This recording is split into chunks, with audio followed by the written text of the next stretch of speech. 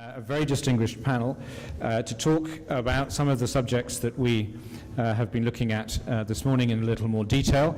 Before we go into that, we're also going to open up for questions very quickly, but I would like them to introduce themselves. So, Marwan, starting with you, why don't we go with you first? Just say a couple of lines about who you are before we go on to the questions. Marwan.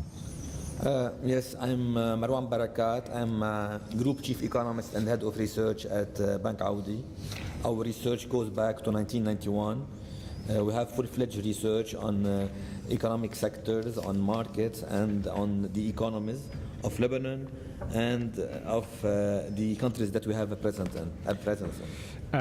Thank you. And as you see, I have a copy of some of your most recent research here. Other research is available, some of it very good. But Audi and Marwan consistently produce some of the best on the country, and we recommend it to you. Patrick, tell us about who you are. I'm Patrick Shavanik. I'm the Chief Strategist at Silvercrest Asset Management in New York, where we manage about $18 billion worth of money on behalf mainly of wealthy families, although some institutions. And I'm a professor at Columbia University in their School of International and Public Affairs. I've spent much of my career focused actually on China, and this is my first trip to Lebanon. So thank you for welcoming me. You've missed out because it's a fantastic country, and I hope you come back many times. What brings you here? Why are you here? So our responsibilities are global, and things that, there is no such thing as investing in one location anymore. So my job is to travel all over and find out what's going on in the world. And when they found out that I was coming, they asked me to come and share my outside perspective on some of the global trends that may affect Lebanon's economy. Well, we're going to come to you very, very soon after the opening, but let's go to our next panelist, Raya El Hassan. Raya, lovely to see you again. I last saw you quite a long time ago, but great to have you on a panel. Tell us a little bit about yourself and what you're doing now. Well, I'm currently serving as the Chairman General Manager of the Tripoli Special Economic Zone. Before that, I acted as Minister of Finance for the Lebanese Republic from 2009 to 2011. I've also worked in different capacities in the Ministries of Economy and Trade, the Prime Minister's Office, and the Ministry of Finance. And in two sentences, the Tripoli Special Economic Zone, tell us a little bit about that. What does it do? What will it do? It's a project that was initiated some time ago, basically to attract FDI and local investments to Tripoli and to Lebanon per se. And the idea behind it is to try to reactivate economic activity in Tripoli, create job opportunities, and it provides for a very good incentive framework and hopefully a state-of-the-art infrastructure. Well, we look forward to seeing that project develop under your leadership. The second Marwan Mikhail, tell us a little bit about yourself. Mikhail, I'm the head of the research department at Blum Invest Bank. We produce lots of macroeconomic and sectoral research, and I previously was advisor to the Minister of Economy, and I worked as an economist at the International Monetary Fund. I was about to start waving your research, which is, here it is. So just want to show that I am balanced with our economists. Here is some of the other Marwans. Apparently you have to be called Marwan to be head of research at an investment bank. And so change your name, join them, but absolutely excellent. Again, we do a lot of conferences in a lot of countries, and what always astonishes me about Lebanon, many things do, but on the research front, the quality of the research is really, really excellent. Compared to many other countries in the region, it's something very special, so hats off to you guys. Last but by no means least, at the end we have Paul Wetterval. Please, Paul, tell us a little bit about yourself. Well, my name is not, you have to speak quite closely to the microphone. My name is not Marwan, as you noticed. Yes, but you're not. You wouldn't qualify for a Lebanese bank, but maybe the other. I'm the chief economist of the Industrial Wealth Management entity, which is the entity within the Credit Agricole Group in charge of the international private banking. And we have office in Lebanon. And by the way, I'm Swiss, so I remember that Lebanon is the Switzerland of the Middle East. Cuckoo clocks and chocolate, is that right? No, never mind. Exactly. Right, so what we're going to do is, I think because of the nature of our panel, we're going to start global, and then we'll get progressively more focused on Lebanon as we go on. I know that it's unfair to ask, so I won't Patrick and Paul to comment on granular details of the Lebanese economy, so we're going to keep it quite high level to start with on our macro outlook, monetary and FX policy discussion. But I promise you, as we move through, we've now got just about 45 minutes left. We're going to get more and more into the Lebanon story. So, Patrick, I'm going to start with you as someone who's perhaps come the furthest from New York. I talked to the governor a little bit about global macro. He touched on Fed action, dollar strength, Trump bump, Trump dump, all of that. But he also talked, and I think very peripherally, and I think it's perhaps something that you can talk to about China, and particularly the outlook from China post the Party Congress towards is the Party Congress, is that right? Yeah. I never remember how it all works. Anyway, there's a big thing happening in plenum, that's right. It's all this wonderful communist vocabulary, but there's a huge plenum that's happening at the end of the year that people view as being one of those geopolitical events that we should be understanding more of. So, huge question.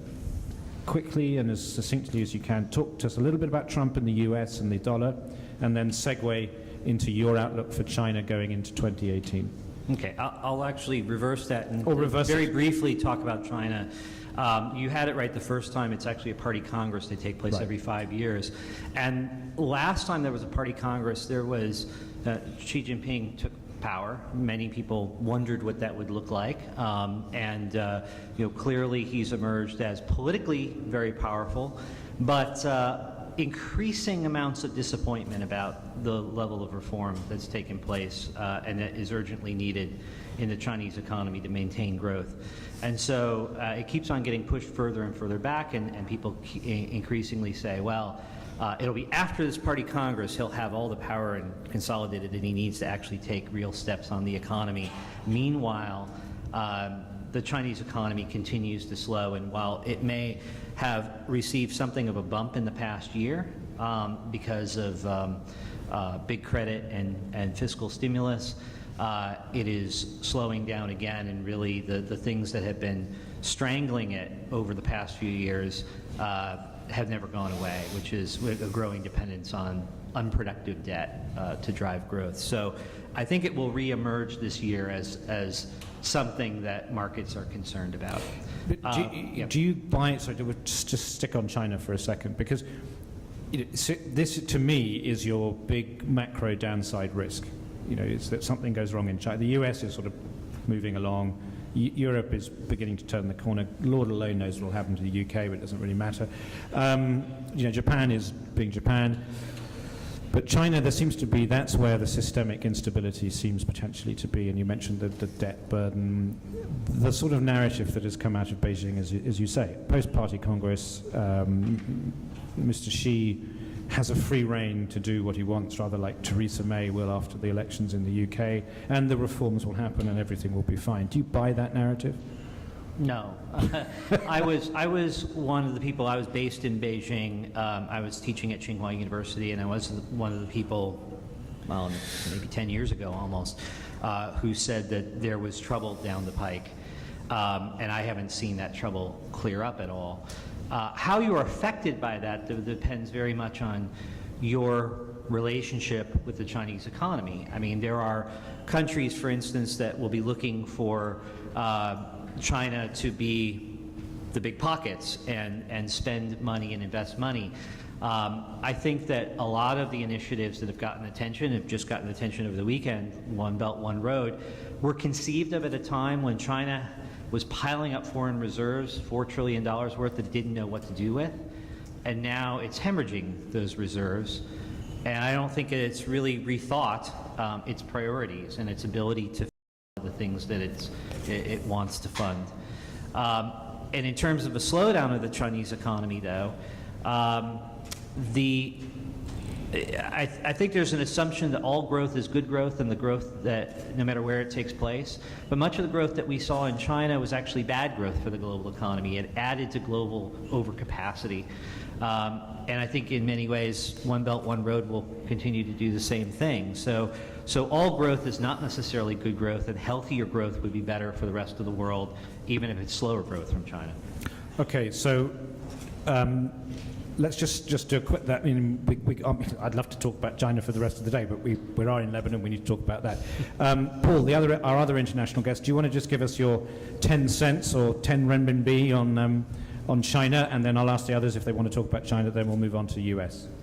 Well, just about China to say that nothing terrible will happen before the fall, of course, because they need to keep the growth more or less stable, even though we know that the figures which are released by the government are maybe a bit far from what's really happening. Never. But at the end of the day, the exact figure does not matter. What matters is the pace, and if the pace is not slowing down too much, it's okay for us. But do you feel that there is a potential, I mean, if looking at the global economy in terms of systemic risk, do you see that there is a potential systemic risk in China? I think it's not too late for China to try to correct what has been a bit wrongdoing. But the truth is that it's very difficult for me to understand how, for example, the IMF can forecast an accelerating world growth when we see that we are close to full employment in the US, and that China will slow down a little bit. So I think we'll get something which is a stable growth rate. Okay, so sort of bearish and neutral. Marwan, No. do you want to say anything about China? Is it feature when you're looking at the global economy as a potential risk, or? I realize you're not an expert, I'm not asking you to be, but just if you want to say something. No, just one, I will add one thing, that of course China is becoming the second largest economy, and anything that will take place, and we see that because of the uncertainty of the data that is coming out, so we don't know when it will hit, and this will be the problem, and of course it will have a lot of ramification throughout the whole world if something happened in China. Because of the trade relationship with, especially with the US. Raya, do you want to say anything? I mean, I'm just throwing this out. You really don't have to if you don't feel like it. No, of course. I mean, I just want to say that basically the One Belt, One Road initiative has landed on our shores in Lebanon. And we see a very aggressive movement by the Chinese to explore investment opportunities as part of their Silk Road initiative. Mm-hmm. So I think the current government's position on that remains to be seen, but for the time being we're opening our arms and trying to see what kind of interest they will be bringing to Lebanon. Thank you. Good. It's interesting to see how these pieces fit together. Marwan, do you want to just say something on China before we move on? No. Well, I'll start with you on the US. Again, we want to try and do this in about 4 or 5 minutes for everyone. So are you, the rest of the world, the largest economy in the world, are you positive about the effect that Trump may have, or do you feel that this excitement, this exuberance in the equity markets has really been misplaced because Trump is not going to be able to do half of the things, or a quarter of the things even, that he said he was going to be able to do? No, I think that the policies of the Trump administration will reinforce growth through the tax measures that they will take, through the additional spending on infrastructure. So, I mean, is that going to happen? I mean, we've seen. He has been caught by what. We had Francis Fukuyama speak at our conference. I think you might have been there in Bahrain earlier this year. He described the US as a vetocracy, in the sense that it was very difficult to do anything, but all the power really was enabling people to stop things. And we've seen this with the America healthcare bill. We've seen it. We know tax reform is even more complicated. Do you really think he's going to be able to do these things? I believe that he might advance on this on those policy issues.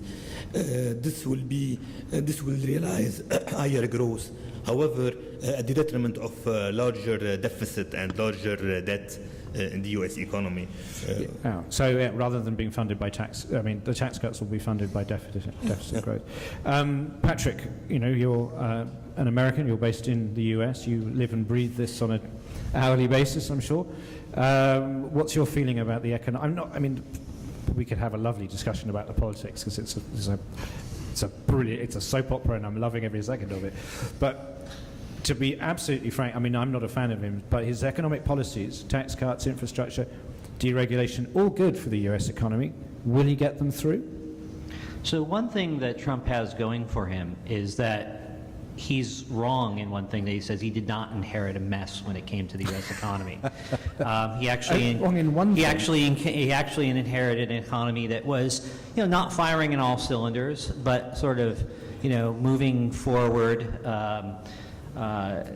sluggishly, but steadily in growth, and with Britain has seen one of the better recoveries globally from the global financial crisis. So that's actually one of the things politically that he has going for him, and that could, if you saw a new recession in the United States, could really undercut that. But I don't see any immediate signs. We had a weak first quarter, but I don't see any immediate signs of an impending recession coming around the corner, as was feared last year. Yes, yeah. In terms of his agenda, you know, the big problem is that he's not controlling the narrative. There's all these things that are going on that are being talked about that are not sort of laying the foundation for passage of at least the positive parts of his agenda.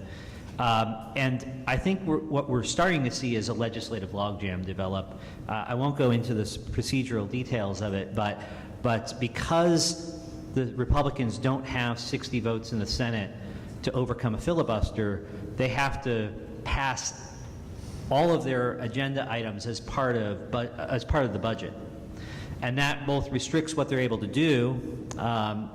It's only that they can't do all the things that they would like to do. It also means that one thing has to follow the other. So they have to pass health care before they can even move on and talk about the tax cuts or tax reform.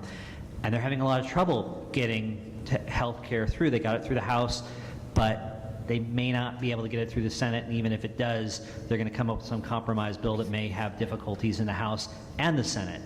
So they can't even begin to talk about tax reform or tax cuts until they get that off the table one way or the other by either passing it or abandoning it. So I think what we're going to start to see, and what we've started to see in the market, and this has affected the dollar, which I know is an issue here, is growing skepticism, not about the direction of the U.S. economy, which seems to be fairly positive for now, but about the upside that some people immediately saw after the election. There's growing skepticism, and we've seen that in the dollar coming back down.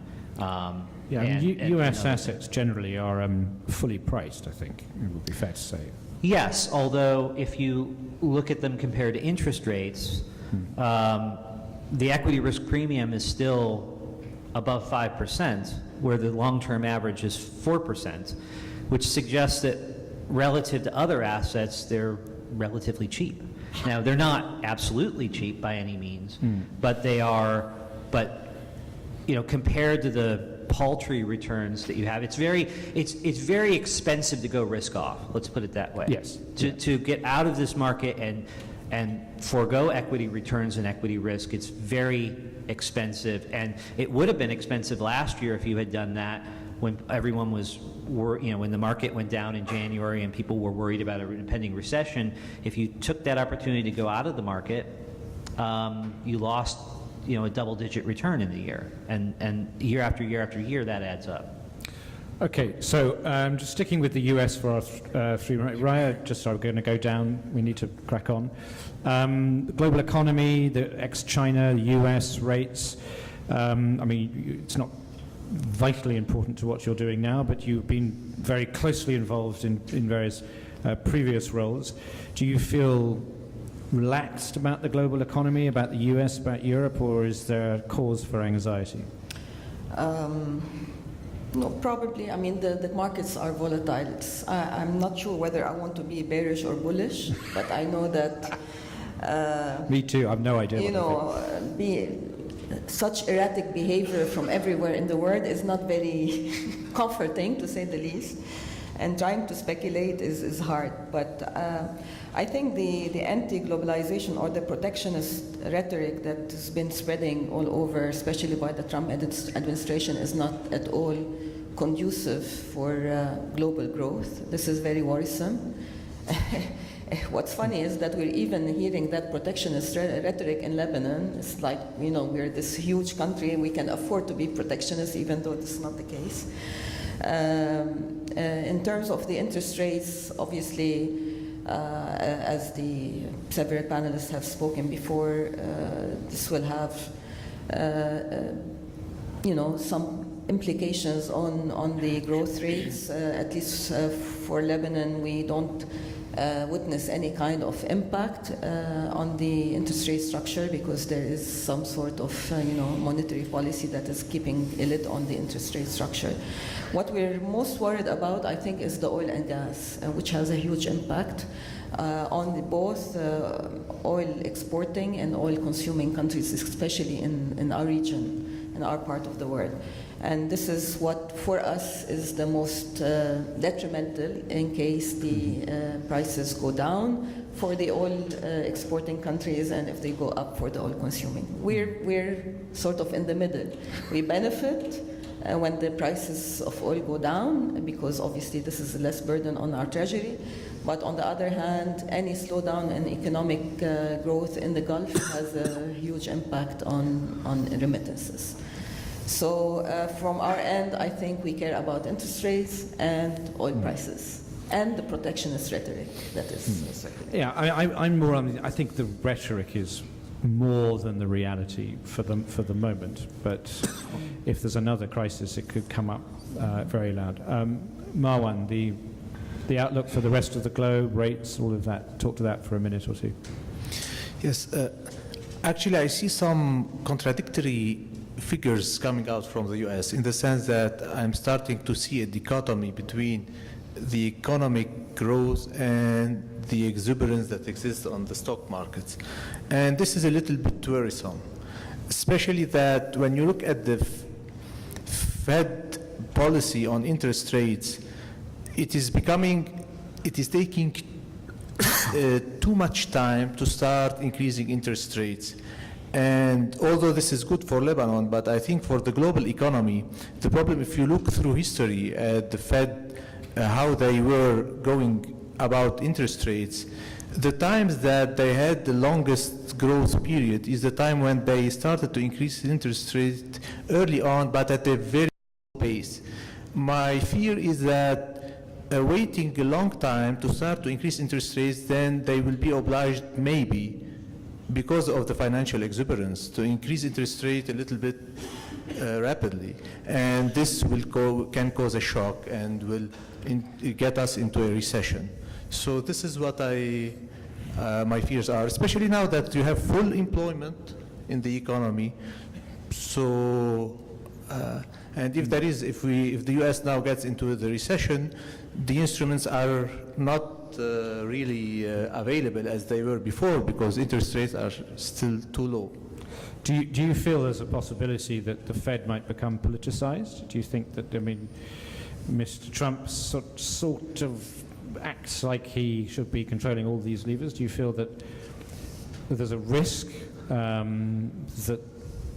that position, the Fed governor position, becomes somehow politicized, which would then exacerbate the risks? You can expect anything with Trump, so good answer. You can expect that it will, because everything is becoming politicized to a certain extent. So why not Okay. Paul, what's your take on the rest of the world. And one, just because we haven't got time to do it in detail, but maybe you want to talk about Europe a little bit as well? Sure. Maybe just to focus on the fact that one of the reasons why maybe the Fed is not moving very fast. If you just try, sorry, your microphone seems. Sorry? Yeah, as close to the microphone. Yeah, okay. as you can. Well, I say one of the reasons maybe why the Fed is not moving that fast is that we may have passed the peak of inflation for this year. If you look, we had a base effect linked to the oil price increase, and from now on it will vanish over the next quarters. And the same is true if you look at the worldwide food price. Food price is going lower in terms of year-on-year change. So I think that this is giving a little bit more time for the Fed to increase the rates. What about Europe? Where do you stand on Europe on this? Well, Europe, we are well behind in terms of monetary policy. This year we will have a lot of talks about the way of reversing the quantitative easing, but nothing will happen for this year. Maybe something will happen towards the end of next year, and then it will be right on time for the Brexit. So it's a big question mark, really, what they are going to do. But at the same time, Europe is just doing very well in terms of growth rate, very likely above the potential rate. Thank you. Right, we need to move on to talk about the region and about Lebanon, but I did promise questions. Have we got a microphone anywhere? Would anyone like to ask a question on the global economy of our panelists? You have the opportunity. Don't complain afterwards we didn't give you the chance. If someone's there, I can't see anybody, so we're going to move on. Okay, so let's go. Let's now bring the conversation a little closer to home for the remaining 25 minutes that we have here. Again, I will give you the opportunity to ask some questions. Marwan Barakat, there is a government, there is a political stability in the country. Is this the answer that we've all been looking for? Is it going to make a major difference, or is it just going to be marginally better than it was? And again, if you look at that clock, you see that we've all got to talk, so we have to do it quick. No, but let's look at things the way they are.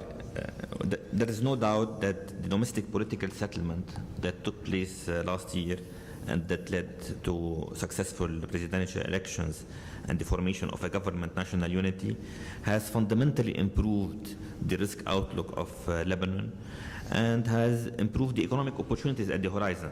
Over the first few months of this year, we had net improvements at various levels. First, the real economy.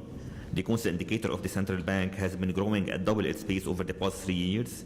Imports, real imports, when adjusted for oil prices and for currency fluctuations, have increased by 11% over the first quarter of this year, mirroring aggregate demand in the country. Out of 11 real sector indicators that we follow, 10 have been on the upside. Foreign inflows to Lebanon have increased by 40%, turning the deficit in the balance of payments to a surplus. Deposits have been growing in the first quarter of this year at double the pace they have been growing last year.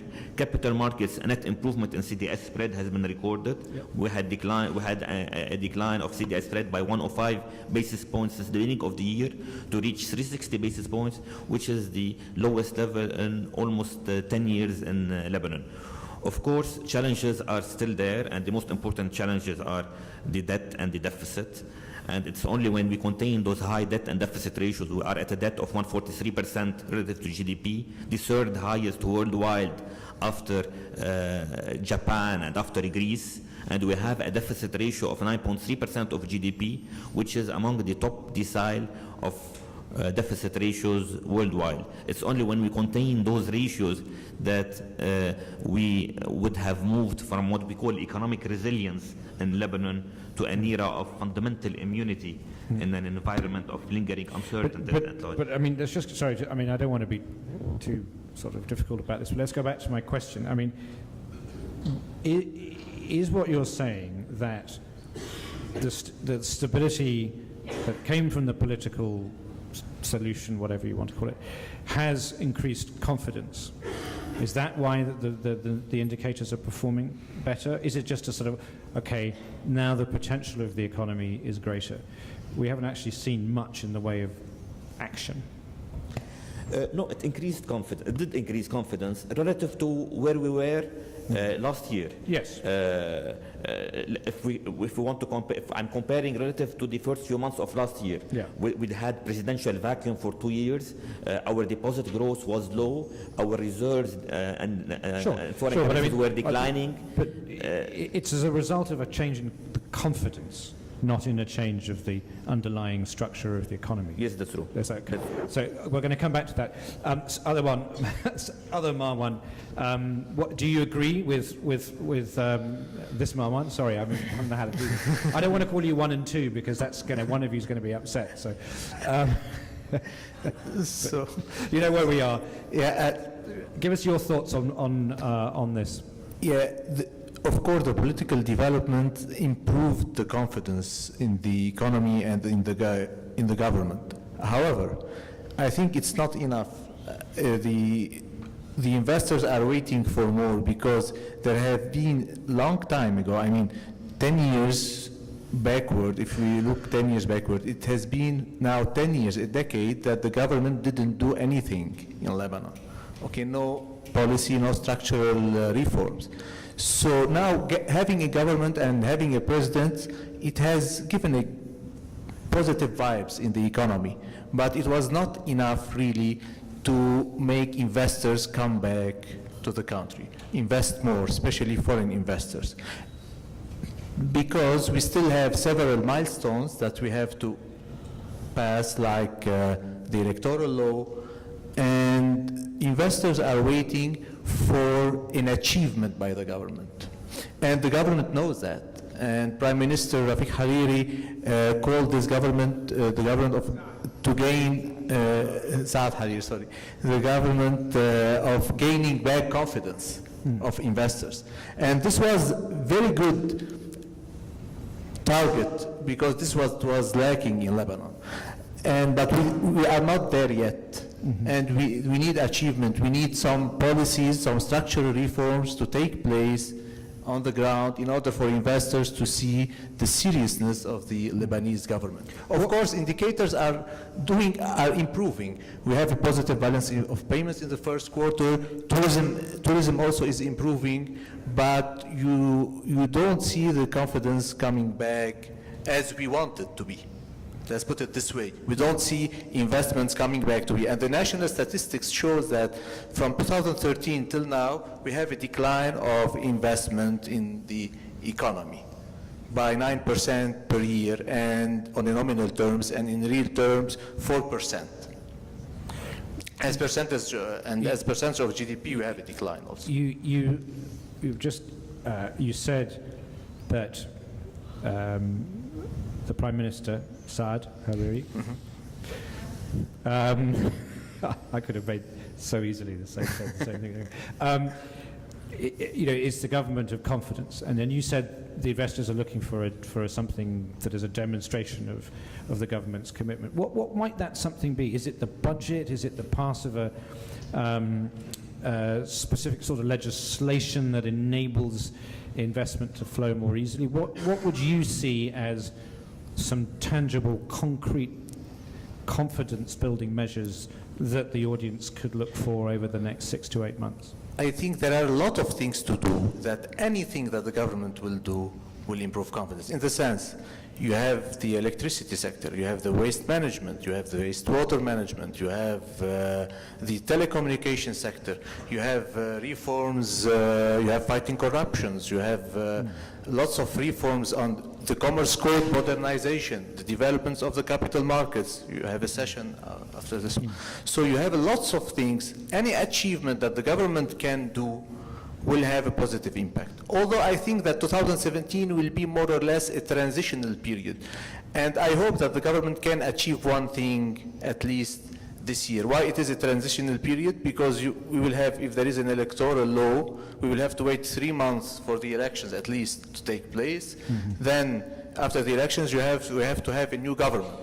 So, but during this year, if we have an electoral law, if we have some achievement on the telecommunication sector or on the electricity sector or on the waste management front, then we will see that investors will come back to Lebanon.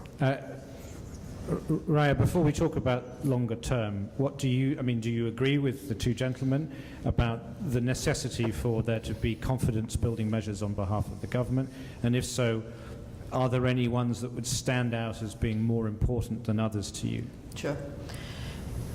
Just let me add one thing. Please. I think what we see here today, after the formation of the government and the election of the president, is a revival of a sense of possibility or something that could be done, okay, which we didn't have last year. No, that's, Okay. yeah. So that by itself is an anchor of confidence. Absolutely, yeah. Not full confidence, but at least, we have something that we can build on. It's a basement of a lot of other policy measures that we can take. Now, this is not enough. You need the momentum to keep going. But on the other hand, we should not assume that the government can address all the challenges. This is a short-lived government. This is an election government, supposedly, and it can only do so much. I think the biggest task, I know because this is something that I've been discussing with the Prime Minister's team, is basically to instigate growth. That is the number one priority. And I think there has been some steps taken in the right direction, most of which, the most important is the normalization of relationships with the Gulf countries. And this is very important for Lebanon. And I think we've been able to, pave the way for the normalization of this relationship. Not fully, but I think we're also in the right direction. And this is very important in terms of, enhancements of exports, FDI, and remittances. Second thing that I think priority is being focused on is the budget. We have to pass the budget as soon as possible, also because this is a signal of the normalization of the public finance situation. It's been now more than 10 years, and this is a huge advancement on the reform agenda if we are able to pass a budget. Second, I think we have to give an indication that at least we're appreciating the severity of our public finance situation. Okay, I don't think we can adopt a front-loaded kind of fiscal adjustment. Let's not kid ourselves, it's not going to happen today. No. But at least we can show that we appreciate, the politicians appreciate that this is not a sustainable situation and they need to take some actions, maybe not grandiose actions, but some actions that would indicate that, we want to tackle eventually this situation. Now, we can do that through tackling the electricity problem. We can do that through enhancing collection. We can do that without introducing tax that is taxing for the growth, but at least there should be some indication. And third, we need to try to start solving the Syrian refugee crisis. We need to focus on that because this is one of the most challenging issues that can have the potential to alter the economy and Lebanon, the country as a whole.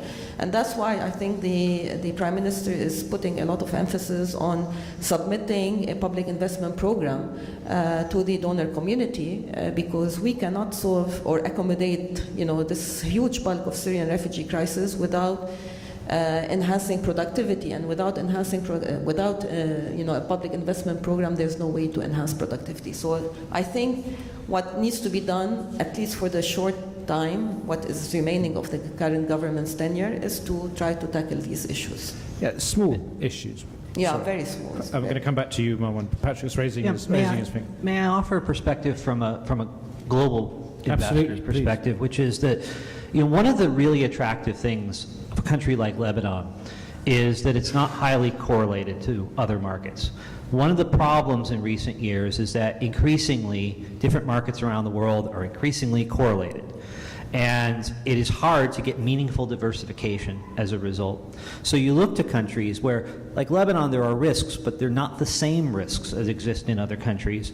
And if you go back to 2008, 2009, Lebanon was growing at 8-9%, right, in a very difficult environment elsewhere.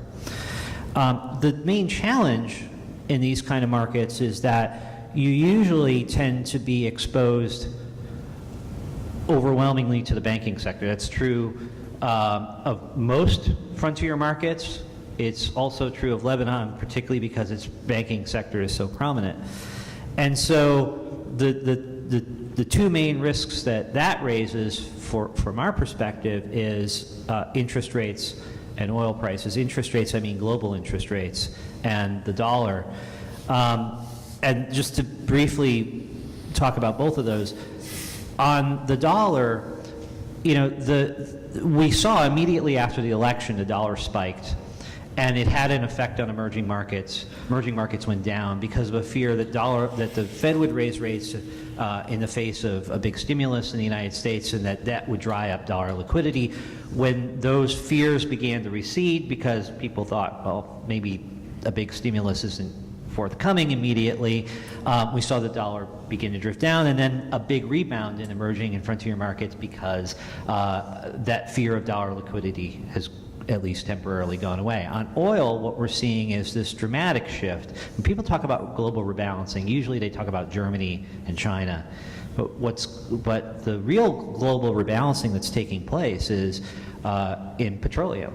That countries which were primarily savers in OPEC, countries that had all these euro dollars to invest and petrodollars to invest, are now drawing down on those petrodollars in the face of cheaper oil in order to maintain their standard of living. So you've got Saudi Arabia issuing bonds, which is a form of desaving and a form of rebalancing of global demand. And so that affects the flow of funds. We have lived in a world in which petroleum producers, particularly in the Middle East, have been large savers. To the extent they become dissavers, that reverses the flow of funds that in many ways drove the development of Lebanon's banking system. And so, putting aside, obviously we look at things like political risk in Lebanon, but barring a catastrophe, barring the Syrian civil war overflowing into Lebanon, which hasn't happened, fortunately, it's those other things outside of Lebanon's immediate control that affect the sector that we are most able to invest in, which is banking. Interesting. Paul, just before we come to you, Mark, do you want to add anything on this one, Paul? Just maybe to say that I've been listening to some of the speakers talking about the reversal of the quantitative easing policy, but I wouldn't be too worried about that because it's true the balance sheet of the US Federal Reserve has to be reduced, but not to such a large extent. If you compare the size of the nominal GDP in the US today with what it was before the financial crisis, you see that maybe you need something like a 10% reduction of the balance sheet, which in terms of billions of dollars is huge, of course. But in percentage terms, it's not that much. Yeah. So yes, there will be a little bit less dollar circulating in the world, but for the time being, it won't be that much. And on the other side, the ECB will continue to put more money into the system. Thank you. Marwan, we're running, as always, out of time, so I'm going to give you a tough task, which is, first of all, to address what the others have just said about Lebanon, but also if you could cast your mind forward and say, well, okay, these are, we know what the challenges are. What are the opportunities for this country? Where can this country be competitive? Where can the growth be found from? But do comment on what the others have said, as you wish. I think the most important challenge is to put an end to the era of low growth that we have witnessed over the past 5 years, which is 2% average growth. Mm-hmm. The challenge is to increase growth from 2% to at least 5% within an acceptable horizon. And this requires, first, private investment. Private investment has to be increased to $15 billion after the decline in private investment over the last few years that led to a decline in the capital formation rate from 31%. Quality of life of the citizens. The quality of living is not only by increasing growth, it's also by giving the citizens the minimum services that the government has to provide. And this can improve the quality of living from education to health to electricity to telecom, and at the same time it will provide room for future growth. So in the next year, in 2018, I think the government can achieve a lot in a short to medium term. Electricity is a good, and telecommunication also is another good example. Waste management is also an example. These are all things that can be achieved on short to medium term, from 1 to 3 years time. Well, we'll be looking out for those. Paul, I mean, we really have to finish. I'm getting messages here, but do you want to just comment on what you see that might be the future for Lebanon, if you feel like that? Maybe I can do a comment coming from, being in a business where we invest in portfolios, and those portfolios are made mainly of listed companies. I think maybe in Lebanon, you have to think about which investment vehicle you want to promote, and are you going to find investment vehicle which will be investable by the individual investors from foreign countries? Mm-hmm. Okay, that's a good point. And last but by no means least, Patrick, just you want to give a couple of words on what you think might be the way forward here? So when I travel around the world, I'm always looking for analogies. What reminds me of somewhere else? People compare Lebanon with the Switzerland and the Middle East, but what Lebanon reminds me of in many ways is two countries, Uruguay and Singapore. Uruguay, if you strip out the agriculture and the beef, you basically have banking and tourism, and driven very much by regional demand, so very tied to what's happening in the region. Singapore, though, is an example where you're basically dealing with service economy and with banking. And what people forget about Singapore, if you go back in the 1950s, Singapore was a political mess, and it was riven by political violence and factionalism and ethnic division, and somehow, even though the region around it only gradually got better and really has never risen to the level that Singapore has, Singapore was able to overcome those things. And I don't have any easy answers about how it was able to. Obviously the forceful example of Lee Kuan Yew, but I think it's instructive to realize that it can be done, and that place can be claimed and reclaimed, because we do tend to forget where some of these success stories came from, and they came from, in this case of Singapore, very difficult origins, and it's a real triumph. Well, that's a very positive note to end on. I just want to say that as we've been on the stage, I have lost my place on this. Murad Hanna, Dr. Murad Hanna is now number one with 16,400 points. There we are, well done. So, it's not over yet. So you've got to go on the app. That's the number to beat. But please join me in thanking my panel for their insights. We're going to take a coffee break and be back here in about 20 minutes for the next session. Thank you all very much.